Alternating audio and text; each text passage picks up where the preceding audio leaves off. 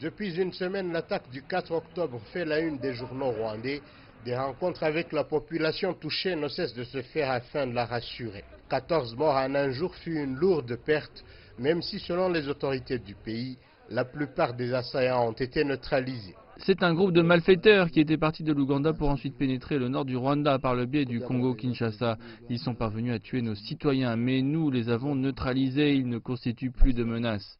Depuis 2018, dans le sud du Rwanda, plusieurs rapports des autorités font état de certaines attaques d'un autre groupe armé, le FLN issu de l'opposition, lui aussi qui a laissé derrière des dégâts humanitaires avant de le neutraliser. Pour l'armée rwandaise, la population ne devrait pas s'inquiéter. Je veux vous assurer que ce groupe armé n'est plus.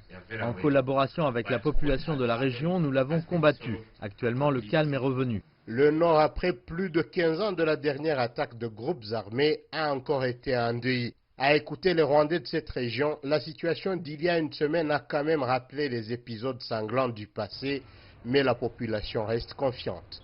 On ne peut pas nier qu'il y a eu de la peur suivie d'un mouvement de panique de la population.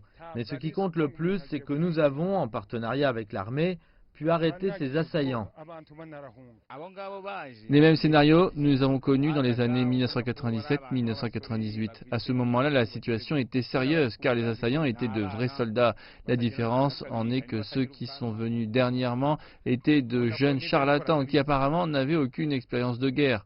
À part le Rwanda, ceci est une situation qui prévaut dans bon nombre de pays africains, mais le compte à rebours a aussi déjà commencé vers 2020, l'année que s'est fixée l'Union africaine pour avoir débarrassé les conflits de l'Afrique, mais aussi fait taire les armes.